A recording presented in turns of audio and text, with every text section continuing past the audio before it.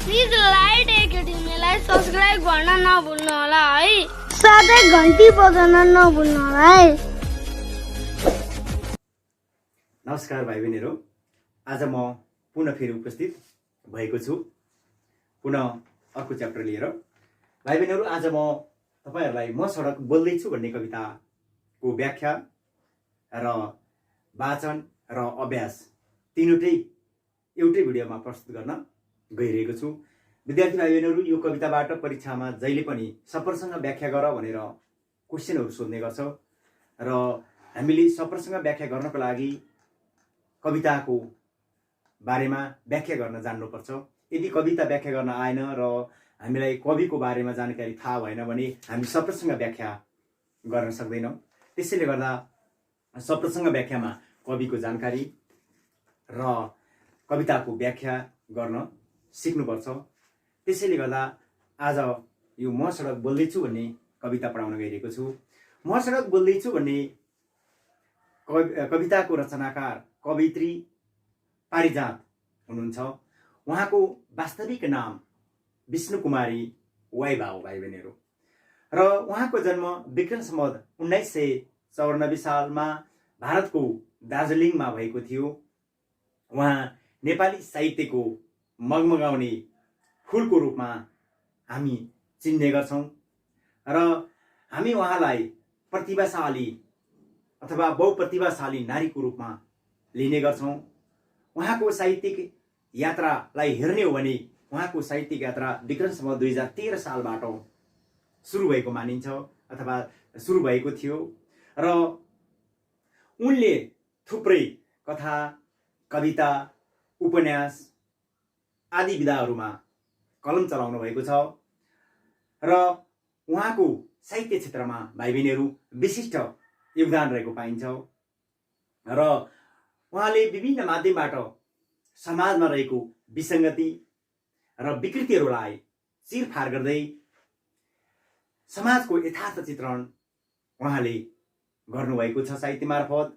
र उहाँ शारीरिक रूपमा अशक्त भए तापनि मानसिक रूपमा एउटा सशक्त ढङ्गले लाग्नुभएको साहित्य क्षेत्रमा लाग्नुभएको छ भाइ बहिनीहरू। उहाँलाई हामी प्रगतिवादी नारीको रूपमा चिन्ने गर्छौं। उहाँले लेखेका विविध उपन्यासहरूमा शिरीषको फूल, वैशको मान्छे, पर्खालभित्र र बाहिर, अनिदो पहाडसँगै आदि चर्चित उपन्यासहरू रहेका छन् भाइ बहिनीहरू। शीर्षकै अलिकति रमाइलो पाराको छ अथवा शीर्षक नै उहाँले चुज गर्नुभएको शीर्षक नै अथवा उहाँले चाहिँ छान्नुभएको शीर्षक नै के छ भाइ बहिनीहरू, एउटा अनौठो खालको छ। शिरीषको फूल, वैशको मान्छे, पर्खालभित्र र बाहिर, अनिदो पहाड। हेर्नुहोस्, अब यो शीर्षकबाट नै उहाँको उपन्यास कस्तो छ भन्ने कुरा प्रस्ट्याउन सकिन्छ भाइ बहिनीहरू। उहाँले कथा, कविता र कविता विधामा पनि थुप्रै कृतिहरू लेख्नु भएको छ भाइ बहिनीहरू। उहाँले संस्मरणात्मक कृतिहरू पनि लेख्नु भएको छ। त्यसैले गर्दा उहाँलाई हामी साहित्य क्षेत्रका चर्चित व्यक्तित्वको रूपमा लिने गर्छौं भाइ बहिनीहरू। उहाँले साहित्य कृतिहरू लेखे बापत मदन पुरस्कार, पाण्डुलिपि पुरस्कार र गङ्की वसुन्धरा पुरस्कार प्राप्त गर्नुभएको थियो। तर भाग्यको खेल भनौं या दैवको खेल भनौं, राम्रो मान्छेलाई भगवानले जहिले पनि चाँडै टिपेर लान्छ भने चाहिँ उहाँलाई पनि दैव लागेपछि मानिसले केही गरेर पनि रोकेर रोक्न सकिँदैन। त्यसै गरी उहाँको मृत्यु विक्रम सम्वत 2050 सालमा काठमाडौँमा भएको थियो भाइ बहिनीहरू। र उहाँलाई हामी कहिले पनि मरेर गए पनि कहिले पनि बिर्सन सक्दैनौं। उहाँले लेखेका कृतिहरूका कारण उनी हामी मरेर गए पनि पछिसम्म अमर रहनेछिन्। उहाँले लेख्नु भएको फुटकर कविता मध्येको एउटा प्रमुख कविता हो, अथवा उहाँले फुटकर कविता पनि लेख्नुहुन्थ्यो, त्यस मध्येको एउटा कविता हो म सडक बोल्दैछु कविता भाइ बहिनीहरू। यो कविता स्वतन्त्र लयमा लेखेको छ भाइ बहिनीहरू।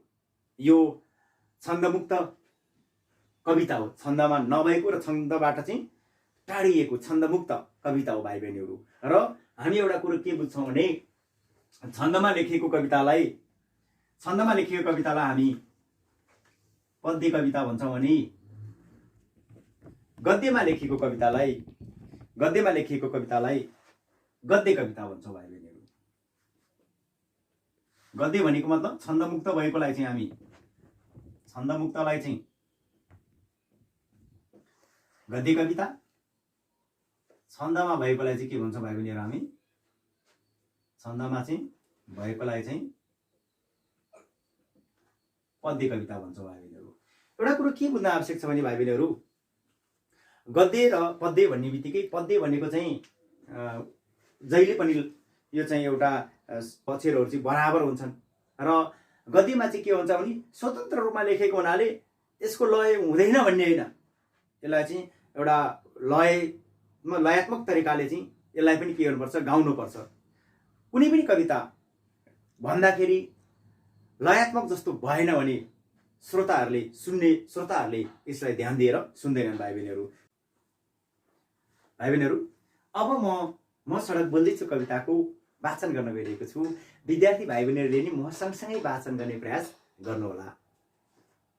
भाइ बहिनीहरू अब वाचन गर्दैछु। फन्को मारेर घाँटी अथवा कम्मरमा कसैको पछ्याएर जाने म होइन, सर्प जस्तै सलल्ल बगेर कसैलाई तर्साउन सक्ने होइन म, किनकि पहाड र चट्यानहरू ब्लास्टिङ गरी निर्माण गरिएको र सम्भार नगरिएको म निश्चल सडक बोल्दैछु भाइ बहिनीहरू।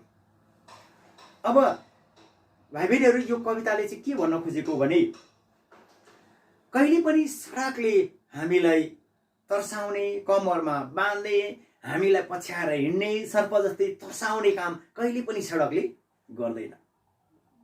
यो सडक जहिले पनि यसलाई पहाडहरू र चट्टाङहरूलाई ब्लास्टिङ गरेर अथवा फोडेर निर्माण गरिएको, तर हामीले नि यसलाई मर्मत नगरेको सडक हो भाइ बहिनीहरू। यो निश्चल हुन्छ र निशब्द हुन्छ, हामीले जे गर्दा पनि यो बोल्नेवाला छैन। त्यसैले हामीले सडकबाट तर्सिनु पर्ने अवस्था छैन। सडकमा गाडी गुडाउँदा हामी चाहिँ अब लड्छौँ, पल्टिन्छौँ अथवा विभिन्न भिरहरूबाट खस्छौँ भन्ने डर त्रास हामीमा हुन्छ, तर त्यो सडकले गराएको होइन, त्यो हाम्रै कारणले भएको भाइ बहिनीहरू। हामी सडक चाहिँ के गर्छौँ, पहाडहरू फोडेर ब्लास्टिङ गर्दै बनाउँछौँ, तर त्यसलाई सम्भार कहिले पनि गर्दैनौँ। त्यही सडकमा फोड फालिदिन्छौँ, त्यही सडकलाई खाल्टो पार्छौँ, त्यही सडकलाई विभिन्न माध्यमबाट दुर्गन्धित बनाउँछौँ र सडकलाई सराप्ने काम गर्छौँ। त्यसैले हामीले सडकलाई सराप्ने होइन भाइ बहिनीहरू। जस्तै उदाहरणको रूपमा हेर्ने हो भने हामी बौद्ध सडकमा हिँडिरहेका हुन्छौँ भने साला यो बौद्धको सडकमा के भयो, यो सडकले गर्दाखेरि म मरेँ, मेरो छोरो मऱ्यो बाइकले खिचेर, यो सडकले के गर्यो जाम गरायो भनेर हामीले सराप्ने चलन छ भाइ बहिनीहरू।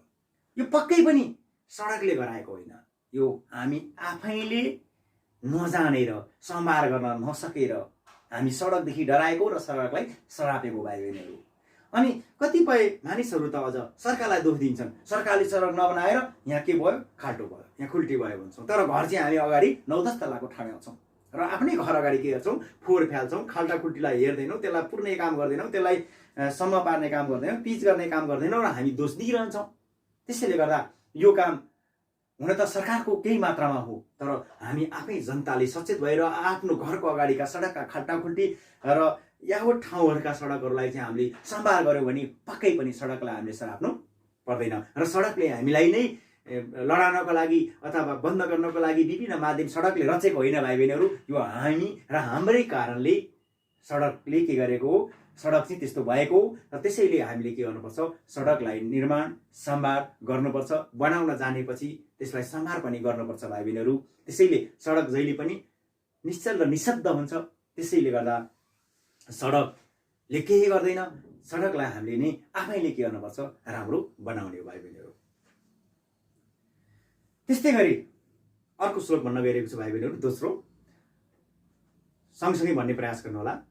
मान्छेहरू ममाथि गुड कुद हिँड, चिप्लेटी खेल, कवाज खेल, गिर खेल, सहरीका साधनहरू र तिमीहरू पनि रातो दिन ताती बाँधेर गुड, छेकथुन म गर्ने होइन, यात्रुवाहक बस र मालवाहक ट्रक जुदाउने म होइन, मैले भनेर ट्याङ्करले बसलाई पास नदिएको होइन, जोगीमारा नागढुङ्गा र कुरिनघाट, ओडारे भिर, लाङ्ग्रे भिर र बाँदरे भिरबाट बस खसाल्ने म होइन। बेकाल मर्ने यतिका त्रासद मृत्युहरूको म जिम्मेवार छैन। मलाई गाली नगर। भाइ बहिनीहरू, यो दोस्रो श्लोकले पनि के भन्न खोजेको छ भने सडक एउटा निशब्द छ, बोल्न सक्दैन।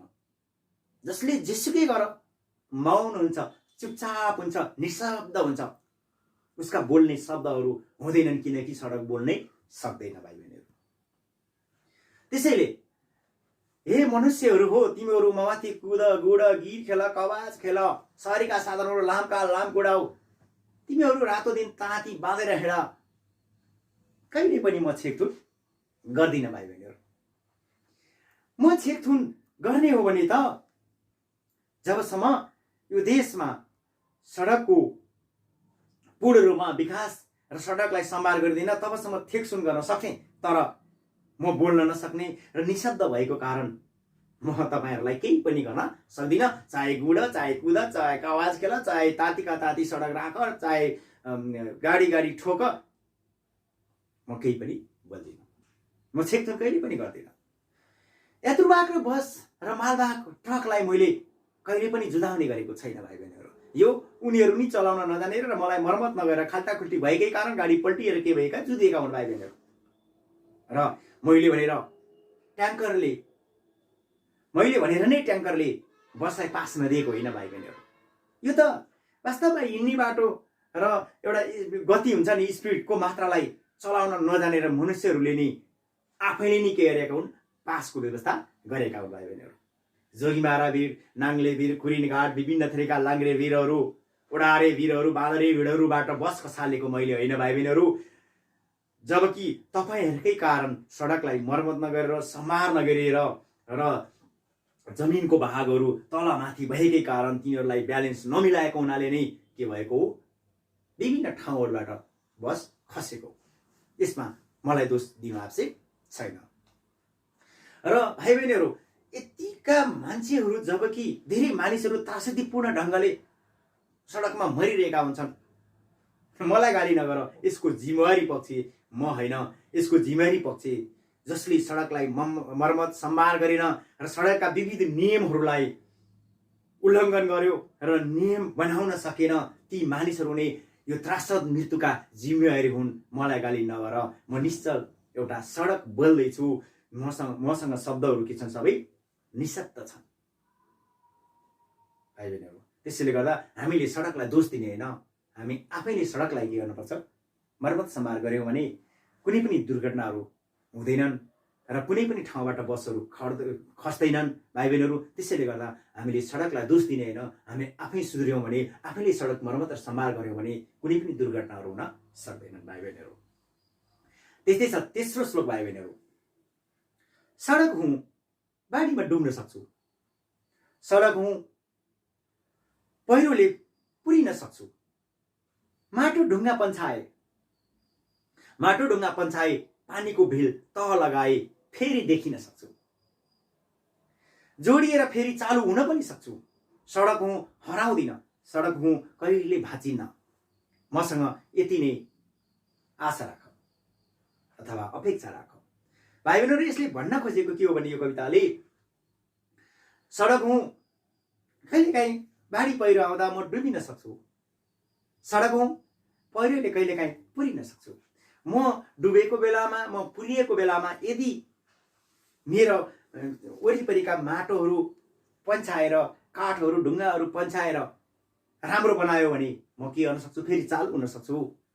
पानीको भेल ठिक ठाउँमा लगेर, पानीको ढल पासहरू राम्रोसँग बनाएर यदि तपाईँहरूले यसलाई मर्मत सम्भार गर्नुहुन्छ भने म फेरि पुनः चालु हुन सक्छु।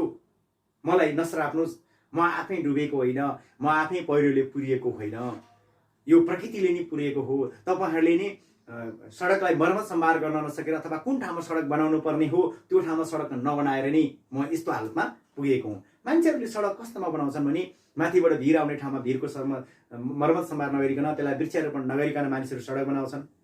कति मानिसहरू सडक नदीको माथि माथि बनाउँछन्, वाल लगाएर नदीले ठुलो बाढी भेला हुँदा बगाएर लान्छ। भाइ बहिनीहरू, त्यस्तो अवस्थामा फलानु सडक डुबेर मरेछ भनेर सडकलाई सराप्ने काम नगर्नुहोला। सडक आफै डुबेको होइन, मान्छेले सडक कुन ठाउँमा निर्माण गर्नुपर्ने हो त्यो निर्माण गर्न नजानेर सडक डुबेको भाइ बहिनीहरू। हामीले सडक निर्माण गर्दाखेरि कस्तो ठाउँमा गर्ने, त्यसको भौगोलिक बनावट र अवस्था हेरेर हामीले सडक निर्माण गऱ्यौँ भने कहिले पनि कुनै पनि सडकहरू डुब्ने छैनन्, पुरिने छैनन् र माटो र ढुङ्गाले चाहिँ त्यसलाई चाहिँ माथिबाट बगाएर लाने छैनन् भाइ बहिनीहरू। त्यसैले हामीले के बुझ्न आवश्यक छ भने सडकलाई कहाँ निर्माण गर्नुपर्ने त्यो चाहिँ थाहा पाउन आवश्यक छ। त्यसैले बाढी आएको बेलामा, पहिरो आएको बेलामा, पुरिएको बेलामा यदि तपाईहरूले नि ढुङ्गा र भेलहरू त्यसलाई चाहिँ तल लगाउनु भयो भने फेरि सडक देखिन सक्छ। यदि तल लगाउन सकिएन भने सडक हराउन पनि सक्छ भाइ बहिनीहरू। त्यसैले यदि बाढी पहिरोका पानीहरूलाई अथवा भेलहरूलाई यदि माटोहरूलाई तपाईँले तलाउनु भयो भने सडक फेरि के हुन सक्छ, देखिन सक्छ र चालु पनि हुन सक्छ। सडक हुँ कहिले हराउँदिन, सडक हुँ म कहिले भाँसिदिन र भाँचिन्न पनि। मसँग यही अपेक्षा राख, तपाईँहरूले म डुबिएको बेलामा, म पुरिएको बेलामा मलाई पुनः फेरि सञ्चालन गर्न चाहनुहुन्छ भने ढुङ्गा पन्छ्याउनुहोस्, माटो पानी भेलहरू फ्याल्नुहोस् र ढलहरू व्यवस्थित तरिकाले राख्नुहोस्, म फेरि देखिन सक्छु। मसँग यति नै अपेक्षा राख। यदि मलाई नपन्छ्याए पनि, यदि मलाई बगाएरै लैजास् भनेर छाड्नुभयो भने म नदेखिन सक्छु। त्यसैले गर्दा म निशब्द छु, म बोल्न सक्दिनँ। तपाईँहरूले जे गर्नुहुन्छ म त्यसैमा चुपचाप हुन्छु भन्ने कुरा दोस्रो श्लोकमा गरिएको छ भाइ बहिनीहरू। त्यस्तै छ भाइ बहिनीहरू। अर्को छ चौथो श्लोक। मलाई झुर सडक, खत्तम र रद्दी सडक भन्नेहरू, आफूलाई कुखुराको गुलाफी फुल सम्झेर सुरक्षित घुमफिर गर्नेहरू, जसलाई सोध्नु पर्ने हो उहीसँग सोध सडक किन यस्तो भयो, मलाई मात्र सरापेर भएन। म लाञ्छित, थकी र शब्दहीन सडक बोल्दैछु। भाइ बहिनीहरू, एउटा मार्मिक भाव श्लोक 4 मा हामी देख्न सक्छौँ। एकदम मार्मिक छ। मलाई झुर सडक, खत्तम सडक फलानु ठाउँको भनेर सराप्ने काम नगर। बुझ, तिमीहरू खत्तम र रड्डी सडक भन्ने मान्छेहरू चाहिँ मलाई नबनाएर तिमीहरू किन यात्रा गरिरहेका छौ। मलाई यदि राम्रो बनायो भने तिमीहरूको पनि यात्रा के हुन सक्छ, सफल हुन सक्छ। मलाई मर्मत सम्हार गर्यो भने तिमीहरूको जीवन पनि के हुन सक्छ, सुखमय हुन सक्छ। यदि मलाई चाहिँ मर्मत सम्हार नगर्ने र विभिन्न थरीका घटनाहरू हुँदाखेरि मलाई सरापेर केही हुनेवाला छैन। तपाईँहरू आफू चाहिँ जहिले पनि कुखुराको गुलाफी फुल सम्झेर कारमा सरल र सुरक्षित यात्रा गर्नुहुन्छ र घुमफिर गर्नुहुन्छ र यसका जिम्मेवारी चाहिँ मलाई दिनुहुन्छ भने यो कदापि हुन सक्दैन। हामीले के बुझ्न आवश्यक छ भने यी विभिन्न थरीका दुर्घटनाहरू चाहिँ सबै निम्त्याउने काम तपाईँहरू आफ्नै कारणले भएको। तपाईँहरू एउटा कालो सिसामा भित्री सरर यात्रा गर्नुहुन्छ र त्यही कालो सिसामा यात्रा गरेका कारहरू दुर्घटना भयो भने आफूलाई चाहिँ गुलाफी फुल सम्झेर मलाई सराप्नुहुन्छ। कदापि यस्तो काम नगर्नुहोस्।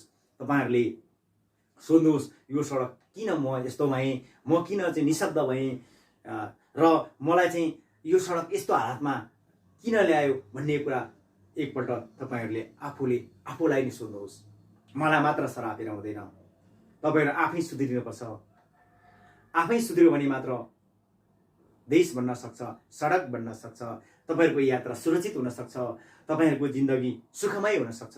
यदि तपाईँहरूले सडकलाई नै झुर बनाउनु भयो, सडकलाई खत्तम बनाउनु भयो, सडकलाई चाहिँ राम्रोसँग मर्मत सम्हार गर्न सक्नु भएन भने तपाईँहरूको यात्रा असफल हुनेछ र तपाईँ बिचमै के हुन सक्नुहुनेछ, मर्न सक्नुहुनेछ। त्यसैले गर्दा सडक किन यस्तो भयो र कसले गरायो, किन गरायो, यो सम्पूर्ण कुराहरू कसैले गराएको न, तपाईँहरू आफ्नै कारणले आफैले गर्दा सडक यस्तो भएको हो। यसलाई सरकारलाई दोष दिएर हुँदैन। हामी आफै सुध्रियौँ भने, समाज सुध्रियौँ भने, हाम्रो गाउँबाट उठेर सडकलाई निर्माण सम्हार र मर्मत गऱ्यौँ भने पक्कै पनि सडक के हुन सक्छ, राम्रो रूपमा सुचारू हुन सक्छ र विभिन्न दुर्घटनाहरू, विभिन्न त्रासदी घटनाहरू नहुने गर्छ। त्यसैले गर्दा हामीले सडकलाई के गर्नुपर्छ, मर्मत सम्हार गर्नुपर्छ भाइ बहिनीहरू। त्यसैले गर्दा सडकले कहिले पनि सराप्दैन। सडक ऊ आफै लान्छित छ, थकित छ। लान्छित चाहिँ किन छ भन्दा मानिसले सम्हार गर्न सक्ने ऊ लान्छित छ र ऊ थकित छ र शब्दहीन छ। त्यसैले गर्दा म सडक बोल्दैछु, म न तपाईँहरूलाई गाली गर्न सक्छु, न कराउन सक्छु, न उफ्राउन सक्छु। त्यसैले गर्दा म लान्छित र थकित शब्दहीन सडक बोल्दैछु भन्ने कुरा अन्तिम श्लोकमा गरिएको छ भाइ बहिनीहरू।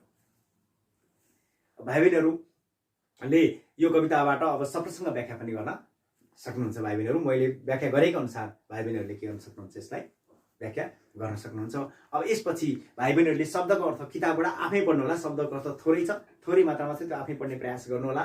र म यसपछि अब अभ्यासतिर गइरहेको छु। भाइ बहिनीहरू तपाईँहरूले किताब पठाउनु होला र म अभ्यास गराउँदैछु। भाइ बहिनीहरू हेर्नुहोस्, भाइ बहिनीहरू अभ्यासमा के छ त, हामी किताबतिरै जान्छौँ। भाइ बहिनीहरू दोस्रो अभ्यासतिर जाउँ हामी। अभ्यास छ 1 नम्बरमा छ, कविताको पहिलो परिच्छेद सुन्नुहोस् र सडकले के गर्न सक्दैन भन्नुहोस्।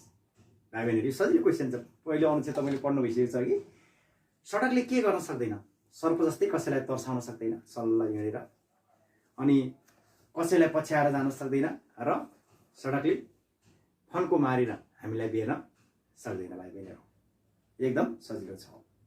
दोस्रो छ, कविताको दोस्रो परिच्छेद सुन्नुहोस् र सडकले कुन कुन कुरा आफूले गरेको होइन भनेको छ। थाहा होला, बाटोमा छेकथुन गर्ने कुरा र दुर्घटना निम्ताउने कुरा, बसलाई पास नदिने कुरा, भिडबाट विभिन्न थरीका बसहरू खसाल्ने कुरा र अकालमा त्रासद मृत्यु गराउने कुरा चाहिँ उसले गरेको, सडकले गरेको होइन भनिएको छ। भाइ बहिनीहरू यो दोस्रो परिच्छेदमा हेर्नु होला आफैले। प्रश्न नम्बर 3, तेस्रो परिच्छेदको श्रुति लेखन गर्नुहोस्। यो सुनेर लेख्नुहोस् भाइ बहिनीहरू। तेस्रो परिच्छेद अथवा तेस्रो श्लोक पढ्नुहोस् र यसलाई सुनेर के गर्नुहोस्, आफै लेख्नुहोस्। पहिला श्रुति लेखन भनेको सुनेर लेख्ने कामलाई चाहिँ श्रुति लेखन भनिन्छ। भाइ बहिनीहरू एउटालाई भन्न लगाउनुहोस् र अर्कोले चाहिँ कपिमा सार्नुहोस् र सो दीर्घ ठिक छ कि छैन त्यसबाट चेक गर्न सकिन्छ। 4 नम्बर बोलाइ छ, तलाइका शब्दहरूको शुद्ध उच्चारण गर्नुहोस्। उच्चारण गर्नुपर्ने हुन्छ भाइ बहिनीले, सँगसँगै गर्नु होला है त। फन्को, ब्लास्टिङ, निश्चल, चिप्लेटी, त्रासद, अपेक्षा, रद्दी, लान्छित। प्रश्न नम्बर 5 भाइ बहिनीहरू, कविताको चौथो परिच्छेदमा के भनेको छ, कविताका आधारमा उत्तर दिनुहोस् भन्छ। चौथो परिच्छेद भनेको चौथो श्लोकले के भनेको छ भनेको छ भाइ बहिनीहरू। चौथो श्लोकले हामीले सडकलाई कहिले पनि गाली गर्नु हुँदैन। आफूलाई चाहिँ गुलाफी फुल सम्झेर सडकमा सुरक्षित घुमफिर यात्रा गर्नेहरूलाई चाहिँ चेतना आओस्। हामीले सडकलाई के गर्नुपर्छ, मर्मत सम्भार गर्नुपर्छ। यदि मर्मत सम्भार नगरिकन अरूलाई कराउनु हुँदैन। हामीले सडकलाई मर्मत गर्यौँ भने मात्र हाम्रो यात्रा सुरक्षित हुन्छ भनेर चाहिँ चौथो परिच्छेदले भनेको छ भाइ बहिनीहरू। 6 नम्बर, तपाईँको वरपरको सडकको अवस्था कस्तो छ भाइ बहिनीहरू। अब सडकको अवस्था कस्तो छ तपाईँको वरिपरिको भनेको छ। भाइ बहिनीहरूको सडकको अवस्था वास्तवमा दयनीय हुँदो हो। जहाँ चाहिँ नेपालको सरकारले सडक निर्माण त गर्छ, तर डुप्लिकेट सामानहरू अथवा डुप्लिकेट सामानको प्रयोग गरेर सबै सडकहरूलाई खत्तम बनाएको पाइन्छ भाइ बहिनीहरू। सडक पिच भएको 1 वर्षभन्दा कुनै पनि सडकहरू टिकेको पाइँदैन भाइ बहिनीहरू। त्यसैले गर्दा सडक वरपरको सडकको अवस्था तपाईँको कस्तो छ भनेको छ, आफ्नो घर वरिपरिको, आफ्नो समाजको, आफ्नो क्षेत्रमा वरिपरिका सडकहरूको अवस्था कस्तो छ विद्यार्थी भाइ बहिनीले आफै लेख्ने प्रयास गर्नु होला। यो चाहिँ आफ्नो सडकको अवस्था हेरेर लेख्नु होला। अब 7 मा छ, तलका हाइकुहरू हाउभाउसहित उच्चारण गर्नुहोस् र हाइकुको संरचना, हरफ र अक्षर बारेमा कक्षामा छलफल गर्नुहोस् हुनेछ भाइ बहिनीहरू। यहाँ हाइकु छ, जेठको आदि मनको आदिसित मित लाउँछ, मधुसूदन गिरीले लेखेको। रक्तिम आभा सहितको मुस्कान, मुक्त आकाश, चेतनाथ दमाला, फुलेका छन्नै सरस्युका फुलहरू बाँझो खेतमा, धरेन्द्र झा बियवल। मेरो घरमा ढोकाबाट बिस्तारै छिर्दैछ घाम, मिश्र वैजयन्ती। अब यो चाहिँ हरफ र अक्षरको बारेमा चाहिँ कक्षामा हाइकुको बारेमा छलफल गर्नु सुनेको छ भाइ बहिनीहरू। हाइकु भनेको यस्तो हो कि एउटा मिठास अनुभूति दिनेलाई चाहिँ हाइकु भन्छौँ भाइ बहिनीहरू। अर्को छ प्रश्न नम्बर 8, पाठको कवितामा गति यति र लय मिलाई पालो पढ्नुहोस् र पढाइमा लाग्ने समय टिप्पण गर्नुहोस्। भाइ बहिनीहरू गति यति र लय मिलाएर पढ्नुहोस् रे कविता भने कति समय लाग्यो टिप्नुहोस् रे, यो आफै गर्नु होला। 9 नम्बर, तलको अनुच्छेद पढी सोधेका प्रश्नहरूको उत्तर दिनुहोस् भनेको छ भाइ बहिनीहरू। अब यहाँ चाहिँ एउटा अनुच्छेद दिएको छ भाइ बहिनीहरूले, अनुच्छेद पढ्नु होला। यहाँ हामीले चाहिँ अनुच्छेद सबै पढ्न भ्याउँदैनौँ भाइ बहिनीहरू। अनुच्छेद विद्यार्थी भाइ बहिनीहरू आफैले पढ्नु होला। र अनुच्छेद पढेपछि यसको चाहिँ उत्तर म भनिदिने प्रयास गर्छु। प्रश्न नम्बर 9 को क, दिदीहरू र भाइको नाम के थियो? यहाँ हेर्नु होला भाइ बहिनीहरू, यहीँ चाहिँ दिदीको नाम तयामा र खियामा र भाइको नाम चाहिँ खोक्ची लिपा छ। भाइ बहिनीहरू यहाँ अनुच्छेदमै दिएको छ, हेरेर लेख्नु होला। परीक्षामा यसबाट पनि 4 नम्बरको सोध्ने गर्छ। अनुच्छेद त्यही दिन्छ र तल चाहिँ क्वेसनहरू 5वटा क्वेसन सोध्छ, त्यसबाट चाहिँ हामीले उत्तर लेख्नुपर्ने हुन्छ। भाइ बहिनीहरू हेरेर त्यही पनि सजिलो छ।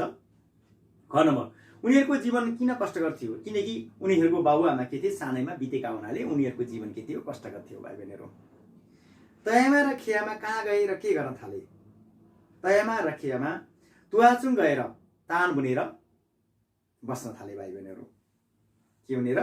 तान भनेको गुन्द्रीका तानहरू जस्तै अनि गलैँचाका तानहरू बुनेर चाहिँ के गर्न थाले? उनीहरू बस्न थाले।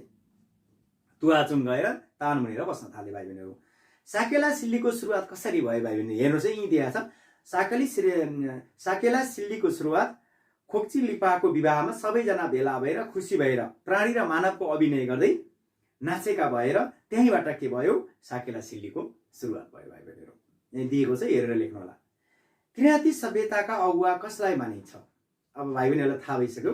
किराँती सभ्यताका अगुवा यहीँ दिएको छ, तयामा, खियामा, अनि अर्को छ खोक्ची लिपा र सिक्रीमा। यी 4 जनाले चाहिँ के गरेको? किराँती सभ्यताको, यिनीहरू 4 जनालाई चाहिँ किराँती सभ्यताको अगुवा मानिन्छ। भाइ बहिनीहरू, पहिलाको 6 नम्बर, मुन्धुम कसको शास्त्र हो? अथवा मुन्धुम चाहिँ कस्तो खालको शास्त्र हो भनेको छ। भाइ बहिनीहरू, यो मुन्धुम किराँती समुदायको शास्त्र हो। भाइ बहिनीहरू, मुन्धुम चाहिँ के हो? किराँती समुदायको शास्त्र हो। भाइ बहिनीहरू, 6 नम्बर, श्रुति परम्परा भनेको कस्तो परम्परा हो?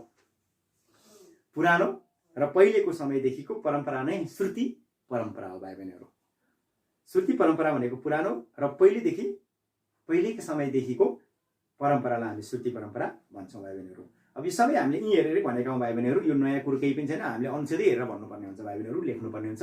अनुच्छेदलाई पहिला बुझ्नुपर्छ अनि लेख्नुपर्छ। भाइ बहिनीहरू, 10 नम्बर, तलका शब्द राखी वाक्य बनाउनुहोस्। भाइ बहिनीहरू, यो वाक्य आफै बनाउनुहोस्। कवाद छ, भेल छ, फुल, शब्दहीन, अपेक्षा, पहिरो, साधन, छेकथुन र ताती भनिन्छ। यो आफैले बनाउने प्रयास गर्नु होला। शब्दकोशको सहायताले तलका शब्दहरूको पर्यायवाची शब्द लेख्नुहोस्। भाइ बहिनीहरूलाई मैले पर्यायवाची शब्द अघिल्लो पाठमा पढाइसकेको छु। पर्यायवाची शब्द भनेको उस्तै अर्थ दिने शब्द र उस्तै अर्थ दिने शब्दलाई हामी पर्यायवाची शब्द भन्छौँ। जस्तै मनुष्यको मानिस, मनुष्यलाई हामी के भन्छौँ? भाइ बहिनीहरू, मानिस भन्छौँ। अनि पुष्पलाई फुल भन्छौँ, जललाई पानी भन्छौँ, यहाँ दिएको छ। भाइ बहिनीहरू, त्यस्तै गरी पर्यायवाची शब्द तपाईँले अस्ति पढाएकै पाठबाट हेरेर पनि लेख्न सक्नुहुन्छ र कण्ठ गरेको छ भने आफै पनि लेख्न सक्नुहुन्छ। भाइ बहिनीहरू, 12 नम्बर, साथीलाई भन्न लगाई पाठको 4औं अनुच्छेदको श्रुति लेखन गर्नुहोस्। श्रुति लेखन भनेको सुनेर लेख्ने भनेको छ। यो पुरानो परम्परा हो। एउटालाई भन्न लगाउनुहोस् र सुनेर लेख्नुहोस्। लेखिसकेपछि मूल पाठसँग रुजु गरी गल्ती सच्याउनुहोस्, अथवा यो पाठको कविता हेरेर के मिस्टेक भएर सोधेको हेरेर के गर्नु होला? सच्याउने प्रयास गर्नु होला। भाइ बहिनीहरू, प्रश्न नम्बर 13, तलका प्रश्नको संक्षिप्त उत्तर दिनुहोस्। क नम्बर छ, म सडक बोल्दैछु कविताको पारम्भमा मानिसको चरित्रलाई कुन रूपमा प्रस्तुत गरिएको छ?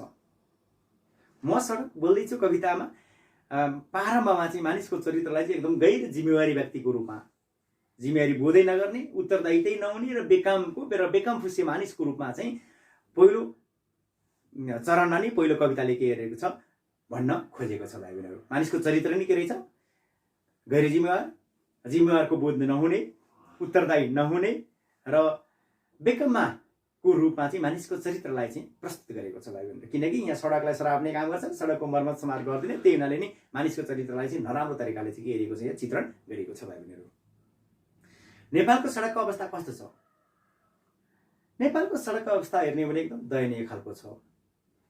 जताततै पहिरो गइरहने, जतिखेर पनि बिग्रिरहने, जतिखेर भत्किरहने, जतिखेर दुर्घटनाहरू निम्त्याइरहने। त्यसैले गर्दा नेपालको सडकको अवस्था एकदम दयनीय र एकदम निराश लाग्दो छ। भाइ बहिनीहरू, र यात्रा गर्दा पनि डराउनु पर्ने अवस्थाहरू छन्। त्यसैले गर्दा नेपालको सडक अवस्था एकदम निम्न स्तरको र खसेको स्तरको छ, र जहाँ चाहिँ विभिन्न थरीका भिरहरूबाट बसहरू खस्ने, विभिन्न थरीका पहाडहरू ब्लास्टिङ गरेर बनाएको भयो भने त्यसलाई मर्मत नगरेर त्यसको अवस्थाहरू सबै दयनीय अवस्थामा रहेको पाइन्छन्। भाइ बहिनीहरू, र त्यसैले गर्दा नेपालको सडक अवस्था एकदम दयनीय र एकदम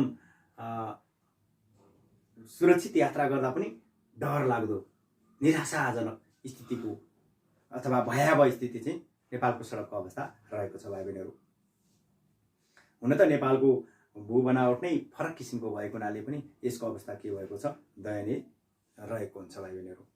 नेपालमा किन दिन प्रतिदिन सडक दुर्घटना बढ्दैछन्? अब यसको उत्तर सजिलैसँग लेख्न सकिन्छ। सडकहरूलाई मर्मत सम्हार नगरिनु, सडक जहाँ पाए त्यहीँ बनाउनु र सडकको एउटा वैज्ञानिक तरिकाले एउटा चाहिँ मूल्याङ्कन नगरिकन सडक निर्माण गर्नु र त्यसमा प्रयोग हुने विभिन्न सामानहरू सबै चाहिँ सस्तो मूल्यमा निर्यात गरेर त्यसलाई चाहिँ हाल्नु र सडकको पेटी नहुनु, सडक हिँड्ने मालवाहक ट्रक, गाडी, साइकल, मोटरबाइक सबै हिँड्ने ठाउँ एकै ठाउँमा हुनु र मान्छे हिँड्ने ठाउँ पनि त्यसै आउनु। त्यसकै कारणले गर्दाखेरि चाहिँ के छ, नेपालमा दिन प्रतिदिन सडकहरू चाहिँ दुर्घटना भइरहेको छ भाइ बहिनीहरू। पाहाडमा सडकले कुन कुन कुरामा म जिम्मेवार छैन भनेको छ।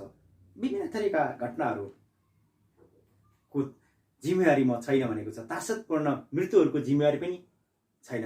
बेकालमा मर्ने यतिका मानिसहरूको जिम्मेवारी म होइन भनेको छ भाइ बहिनीहरू। र त्यस्तै गरी विभिन्न ठाउँबाट सडक दुर्घटना गराउने, पास नदिने, गाडी लडाउने, जुझाउने, चिप्लिट खेल्ने यो सबैको जिम्मेवारी म होइन भनेर यो सब पाठमा सडकले चाहिँ भनेको छ भाइ बहिनीहरू। सुरक्षित यात्राको लागि मानिसले के कस्ता कुरामा ध्यान दिनुपर्छ भाइ बहिनीहरू? सुरक्षित यात्राका लागि हामीले यो चाहिँ 9 नम्बरको क्वेसन छ। सुरक्षित यात्राका लागि हामीले जहिले पनि सडकलाई पहिला मर्मत गरेर हिँड्नुपर्छ र सडकका नियमहरूको पालना गर्नुपर्छ। सडकमा कहाँ रोक्ने हो र कहाँ चाहिँ स्पिड लाने हो, कहाँ चाहिँ स्लो कुदाउने हो, ती कुराहरूमा ध्यान दिनुपर्छ र सडकका नियमहरूको बारेमा सम्पूर्ण कुराहरूको जानकारी हुनुपर्छ। अनि मात्र के हुन सक्छौँ, हामी सुरक्षित यात्रा गर्न सक्छौँ। र कुन ठाउँमा बाढी पहिरो आउँछ, कुन सडकमा कुन ठाउँमा चाहिँ कुन बेलामा जोखिमयुक्त छ, यी सबै कुरामा विचार गरियो भने पक्कै पनि हाम्रो यात्रा के हुन सक्छ, सुरक्षित हुन सक्छ। त्यसैले यी विविध कुरामा हामीले के गर्नुपर्छ, ध्यान दिनुपर्छ भाइ बहिनीहरू। भाइ बहिनीहरू, प्रश्न नम्बर 14 चाहिँ परीक्षामा बढी सोध्ने गर्छ र यो सबैसँग व्याख्या गर भनेर जहिले पनि सोध्छ र यही हो मेन टपिक कविताको, यही हो हामीले पढ्नुपर्ने। हेर्नुहोस्, आज प्रश्न नम्बर 14 को सबैसँग व्याख्या पढाउन गइरहेको छु। क नम्बरमा छ, सर्प जस्तै सलल्ल बगेर कसैलाई तर्साउन सक्ने म होइन भनेर भनेको छ। हेर्नुहोस् भाइ बहिनीहरू, अब यसलाई गर्ने तरिका माथि दिएका सान्दर्भिक पंक्तिहरू कक्षा 10 को नेपाली किताब म सडक बोल्दैछु भन्ने कविताबाट साभार गरिएको हो। यस कविताका लेखक कवित्री पारिजात हुनुहुन्छ। उहाँको वास्तविक नाम विष्णु कुमारी वाइबा हो। उनको जन्म विक्रम सम्वत 1994 सालमा भएको थियो भने उहाँको मृत्यु 2050 सालमा भएको थियो भाइ बहिनीहरू। म सडक बोल्दैछु कविताका रचयिता अथवा कवित्री विष्णु कुमारी वाइबा एउटा सशक्त नारीको रूपमा हामी लिन सक्छौँ भाइ बहिनीहरू। उनको वास्तविक नाम विष्णु कुमारी वाइबा भए पनि नेपाली साहित्यमा पारिजातको नामबाट चर्चित हुन पुगेकी यी स्रष्टाले नेपाली साहित्यमा विभिन्न विधामा कलम चलाएकी छिन् र कथा कविता र उपन्यास क्षेत्रमा पनि उनले उति नै कलम चलाएकी छिन् भाइ बहिनीहरू। त्यसैले यिनले विभिन्न समाजमा भएका विभिन्न विसङ्गतिहरूलाई हटाउनको लागि साहित्यबाट नै अगाडि बढेकी छिन् भाइ बहिनीहरू। यस कवितामा सडकले आफ्नो वास्तविक परिचय दिने क्रममा माथिका पंक्तिहरू जुन सर्प जस्तै सल्ल बगेर कसैलाई तर्साउन सक्ने म होइन भनेर यस पंक्तिले भनेको छ भाइ बहिनीहरू। सडक लम्पासार परेर सुतेको हुन्छ, सडक लम्पासार परेर सुतेको हुन्छ। यसले सबैको सेवा गरिरहेको हुन्छ, चाहे जेसुकै गरेर मानिसले उसले ख्याल राख्दैन, मतलब राख्दैन। मानिसको जस्तो अरूलाई दुःख दिने, झुक्याउने, तर्साउने उसले कहिले पनि गर्दैन। सर्प जस्तै सल्ल बगेको भए पनि यसले सर्पको जस्तो रूप देखाउँदैन, तर्साउने डस्ने काम गर्दैन। सर्पले मानिसलाई डस्छ, आक्रमण गर्छ, ठुङ्छ, भेट्यो भने सिध्याउने काम गर्छ, मार्ने काम गर्छ। र सर्प जस्तै सल्ल बगेर हामीलाई यसले तर्साउँदैन भाइ बहिनीहरू, सडकले तर्साउँदैन। तर सर्पले चाहिँ हामीलाई के गर्दो रहेछ, ठुङ्ने, डस्ने, आक्रमण गर्ने, ठुङ्ने र पायो भने सिध्याउने काम गर्छ। तर सडक के छ, मौन छ, यसले कसैलाई तर्साउने काम गर्दैन भाइ बहिनीहरू। सडक आफू सर्पको जस्तो तुच्छ चरित्र नभएको भन्ने कुरा यस श्लोकमा गरिएको छ भाइ बहिनीहरू, यस पंक्तिमा गरिएको छ भाइ बहिनीहरू। सडकले आफ्नो वास्तविक चरित्र बताउने सन्दर्भमा आएका यी पंक्तिमा सडकले मानिसभन्दा आफू फरक रहेको बताएको छ। मानिस जस्तो छ त्योभन्दा निश्चल रहेको कुरा यस कवितामा बताएको छ। मानिसहरूलाई दुःख दिनमा रमाउँछ भने सडकहरूलाई दुःख दिने होइन, सुख दिनमा रमाउँछ। मलाई मर्मत सम्भार गरी यिनीहरूको यात्रालाई सफल बनाउँछु भन्ने मार्मिक भावना चाहिँ सडकले लिएको हुन्छ भाइ बहिनीहरू। आफू सर्प जस्तै सल्लाह बगेर कसैलाई दुःख नदिएको र आलङ्कारिक अभिव्यक्तिहरू प्रस्तुत गरिएको छ यस कवितामा भाइ बहिनीहरू। र गद्य लयात्मक एवं आकर्षक शैलीबाट यस कविता प्रस्तुत भएको छ। र यसले के भन्न खोजेको हो भने मानिसहरू कहिले पनि मदेखि नतर्स, मदेखि नडराऊ, म के छु सर्प जस्तो छैन, म सधैँ तपाईँहरूकै सेवामा तलिन्छु र तपाईँहरूकै सेवामा दिनरात खटिरहेको छु भन्ने कुरा यस कविताको पंक्तिबाट पूर्ण रूपमा प्रस्ट्याएको छ। ख नम्बर भाइ बहिनीहरू, अर्को ख नम्बर छ सप्रसँग व्याख्या गर।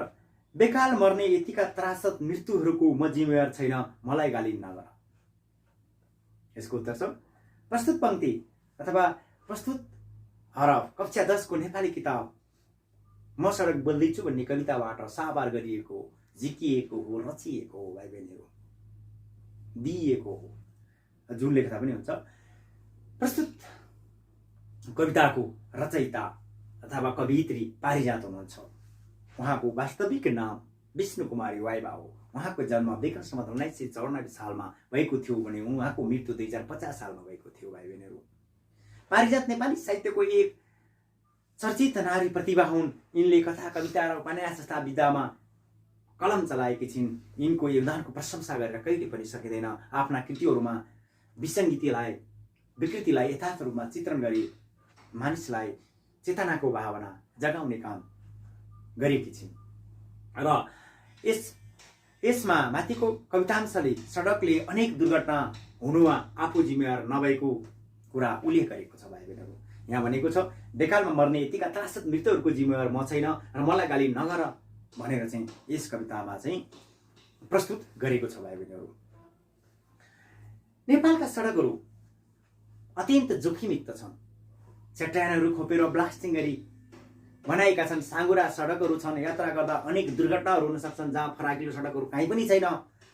र त्यसमा यात्रा गर्दा गाडीहरू म अगाडि बढ्ने कि त अगाडि भन्ने कम्पिटिसनले गर्दा उनीहरू अगाडि बढिरहेका हुन्छन्, जसको कारणले गर्दा उनीहरूलाई विभिन्न थरीका दुर्घटनाहरू निम्ति आउने गर्छ भाइ बहिनीहरू। त्यसैले गर्दा अर्कातिर कहिले पनि सडकलाई मर्मत नगर्ने, सम्हार नगर्ने र यात्रा सुरक्षित चाहने मानिसहरूलाई मर्नुको जिम्मेवारी म होइन, यो यसका कारणहरू तिमीहरू अथवा तपाईँहरू आफै हुनुहुन्छ भन्ने कुरा यसमा गरिएको छ भाइ बहिनीहरू। यात्रामा अकल्पनीय दुर्घटनाहरू हुन सक्छन्। त्यसबेला त्रासद दुर्घटनाहरू हुन सक्छ। यसका दोषहरू मलाई दिने होइन, यसका दोष कसलाई दिनुपर्ने हो, आफै सम्झ, आफै बुझ भन्ने कुरा यस पंक्तिमा अथवा यस कवितामा गरिएको छ भाइ बहिनीहरू। जोखिमयुक्त सडकहरूको कारण यात्रुहरूले त्रासद अवस्था बेहोर्नु परेको छ, अकालमै ज्यान गुमाउनु परेको छ र सडक निर्दोष छ। त्यसैले सडकलाई दोष दिनुभन्दा यस्ता विभिन्न थरीका दुर्घटनाहरू गराउने काम सडकले गरेको कहिले पनि हुँदैन। यो मानिसले नै सडकलाई मर्मत नगरेर यस्ता खालका दुर्घटनाहरू निम्तिएको हो।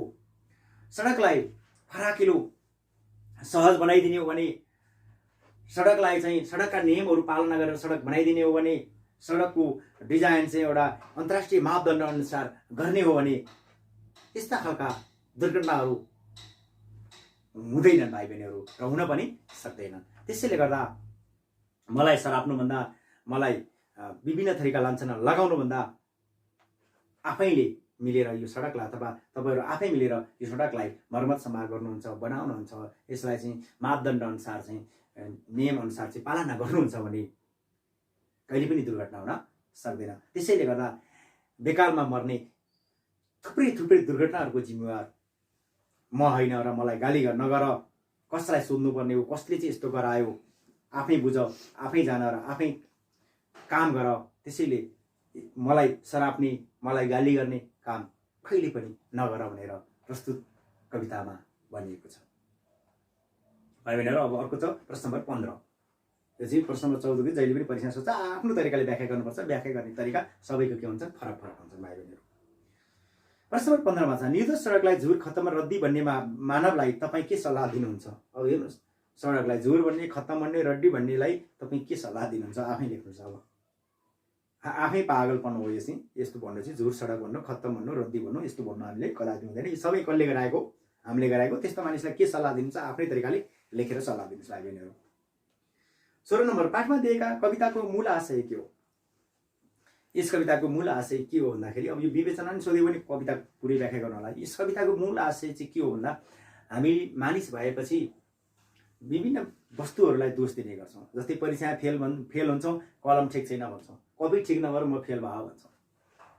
हेर्नुहोस् है त, अब गफ गर्न जान्दैनौँ, मोबाइल ठिक छैन भन्छौँ। गफ गर्न जानिँदैन अनि मोबाइलै त्यस्तो भएको हुनाले, बिग्रेको हुनाले के भयो, अर्कै गफ गरिछु भन्ने चलन छ। जस्तै जिब्रो चिप्लेर यस्तो भयो भन्ने चलन हाम्रो नेताहरूमा भएको जस्तै हामीमा पनि त्यस्तै छ। त्यसैले गर्दा हामीले के बुझ्न आवश्यक छ भने, यस पाठको चाहिँ मूल आशय के हो भने, हामीले अरूलाई दोष दिनुभन्दा आफू सुध्रिनुपर्छ। आफू सुध्रियो भने अरूलाई दोष दिन आवश्यक छैन। भनिन्छ चोरलाई दोष लाउनुभन्दा आफ्नो सरसामान आफूले ठिक ठाउँमा राख्यो भने चोरलाई दोष लाउन आवश्यक छैन भाइ बहिनीहरू। त्यसैले गर्दा सडकलाई हामीले निश्चित समयमा मापदण्ड अनुसार बनाएर निश्चित समयमा मर्मत, सम्मार र सम्पूर्ण कार्यहरू गऱ्यौँ भने हामीले कसैलाई पनि दोष दिन आवश्यक छैन। र सडकले पनि यहाँ के भन्न खोजेको छ भने, सडकलाई पहिला मर्मत, सम्मार र राम्रो बनाऊ, अनि मात्र सुरक्षित यात्रा गर, नत्र भने के हुनसक्छ, दुर्घटनाहरू हुनसक्छ भन्ने कुरा छ, गरिएको छ। त्यसैले गर्दा यस कविताको मूल आशय चाहिँ के हो भने, सडकलाई मर्मत, सम्मार गरिनुपर्छ, राम्रो बनाउनुपर्छ, अनि मात्र सुरक्षित यात्रा गर्नुपर्छ भन्ने कुरा चाहिँ यस कविताको चाहिँ मुख्य आशय हो। यसलाई विवेचना गऱ्यो भने धेरै कुराहरू पनि हामीले सडककै बारेमा लेख्न सक्छौँ भाइ बहिनीहरू। प्रश्न नम्बर 17, 18, 19 यो चाहिँ व्याकरण सम्बन्धी छ। हामी छुट्टै पाठमा पढ्छौँ र यो परीक्षामा त्यति सोध्दैन भाइ बहिनीहरू। आजलाई हामी यति नै गर्छौँ, अभ्यास सकियो। र व्याकरण बाँकी छ भाइ बहिनीहरू। व्याकरण हामी व्याकरणकै च्याप्टरमा पढ्छौँ र पुनः हामी अर्को दिन फेरि अर्कै पाठ लिएर उपस्थित हुनेछु। हस्त, धन्यवाद, नमस्ते।